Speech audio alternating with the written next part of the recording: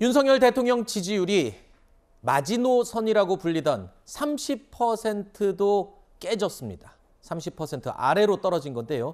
오늘 나온 한국갤럽 조사에서 긍정 대답이 28%, 부정 대답이 62%로 나타났습니다. 윤석열 대통령 취임 80일 만에 처음으로 지지율이 30%가 깨지고 20%대로 떨어진 건데요. 부정 대답은 지난주보다 2%포인트가 올랐고 긍정 대답은 더 떨어졌습니다. 자, 아무래도 이번 주에 이 불거졌던 문자 공개 파장의 영향도 있었겠지만 글쎄요, 저희가 이유를 또 살펴봤습니다. 부정적인 이유가 어떤 것들이 가장 영향을 끼쳤을까 살펴봤는데요. 자, 수치 보십시오. 그러니까 인사 문제가 21%로 가장 많았습니다. 물론 이 문자 파동도 포함은 돼 있습니다만 수치로 보면은 그닥 크지는 않고요. 다른 여러 가지 논란이 됐던 부분들도 항목은 있지만 가장 크게 지금 지지율 하락에 영향을 끼친 건 인사다. 이렇게 평가가 되고 있습니다. 자, 결국엔 30% 콘크리트 이 마지노가 깨졌습니다. 정말 심각한 상황입니다. 네. 일단은 30% 중반대까지 밀렸을 때는 중도층의 이탈이 좀 가속화된 측면이 있다면 네. 이제 30%가 무너진 건 보수 핵심 지지층이 이탈하는 그런 모양새란 말이죠. 사실상 뭐 거의 전 연령대가 70대 이상을 제외하고 전 연령대가 부정평가로 돌아선 상황이고 그 과정에서 조금 전에 말씀하셨던 지속적으로 야기됐던 인사 문제뿐만 아니라 최근에 있었던 권성동 지금 원내대표와의 그 문자 노출 그게 이제 여당 내 또 다툼의 모습으로 보이고 네. 제가 저번에도 한번 언급드렸습니다만 경찰국 신설과 과정에서 제가 법적으로는 크게 문제가 없고 오히려 충분히 필요한 부분인데 너무 거칠게 진행한다는 말씀드리지 않았습니까? 네. 그런 부분들이 이제 고스란히 반영이 되다 보니까 지금 거의 끝물을 추락을 하고 있는 그런 상황이란 말이죠. 이거는 뭔가 대통령실에서도 특단의 대책을 세우지 않으면 앞으로 국정 동력이 거의 상실될 수도 있는 상황이기 때문에 진짜 심각하고 진지하게 바라봐야 될 것 같습니다. 그동안 여론조사에서 부정적으로 나타난 이유 중에 새로 등장한 게 바로 빨간색으로 표시된 저 항목이거든요. 그러니까 그 전에는 저 두 항목은 없었습니다. 근데 이번 여론조사에서는 경찰국 신설과 그리고 여당 내부 갈등, 권성동 이 직무대행의 문자 노출 사태 이런 것들이 새로 또 부정적인 대답의 이유로 등장을 한 겁니다. 여기서 또 중요한 포인트 하나가 있습니다. 20%대 지지율은 보수 지지층이 붕괴하는 신호로 해석할 수 있다. 이렇게까지 지금 이야기가 나오고 있는데요.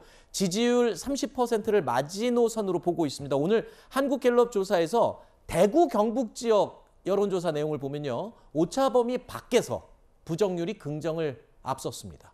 연령별 조사 내용도 살펴볼까요? 70대 이상만 긍정률이 양호했고요. 핵심 지지층들의 이탈이 시작된 게 아니냐. 70대 이상만 양호하고 나머지가 지금 다 부정 쪽으로 지금 다 돌아서고 있습니다. 이 부분은 아까 제가 좀 너무 심하게 언급하나 모르겠지만 지금 핵심 지지층이 아예 붕괴되고 있는 신호다. 어떻게 보십니까? 네, 핵심 지지층 붕괴까지는 좀 알 수 없는 것 같아요. 그러니까 네. 핵심 지지층이 윤석열 대통령의 핵심 지지층이 누구냐 했을 때 조금 애매한 부분이 있습니다. 그러니까 윤석열 대통령이 원래 국민의힘 출신이 아니다 보니까 새롭게 반문으로 시작해서 붙은 사람들도 있을 것이고 원래부터 국민의힘을 오랫동안 지지했던 쪽도 있을 거란 말이죠. 근데 분명한 거는 이제 윤석열 대통령 본인부터가 어떤 국민의힘 전통 지지층 속에서 굳건하게 지지를 받고 있던 인물은 아니었었다라고 그렇죠. 하는 겁니다. 일종의 이제 문재인 정권의 심판, 정권 교체를 위한 도구처럼 그렇게 등장을 했던 측면이 있는데 사실 정서적 일체감이나 이런 것들이 좀 떨어졌을 가능성들이 있습니다. 그런데 지금 현재는 이제 사실 윤석열 정부의 지지율 하락이 굉장히 심각한 이유는 예를 들면 노무현 정부 같은 경우에도 임기 초반에 지지율이 30%로 떨어졌지만 원래 약체 정부고 아웃사이더 비주류였다는 인식이 있는 데다가 그 당시에 이라크 전쟁이나 화물연대 파업 이런 이슈들이 사실 노무현 대통령 스스로가 불러일으킨 이슈는 아니었던 거거든요. 네. 근데 윤석열 대통령은 사실 지지율 하락 원인이 철저하게 대부분이 본인 안에 있습니다.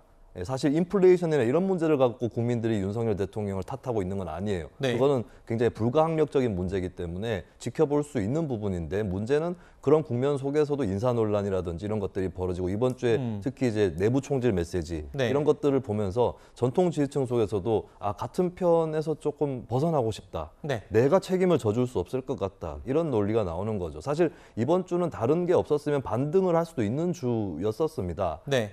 왜냐하면 이제 보수층 입장에서는 어차피 선거도 없고 이런 마당이기 때문에 혼을 내려면 다른 수단이 없다. 일단 지지율을 떨어뜨려서 정신을 차리게 하는 것밖에 없다고 생각을 했을 텐데, 근데 이번 주에는 조금 태도를 바꿔서 격려를 해줄까라고 돌아설 수도 있는 주였거든요. 네. 이제 문자 메시지 파동이 터지면서 네. 다시 이제 하락을 반등시키지 못하는 상황이 된 거죠.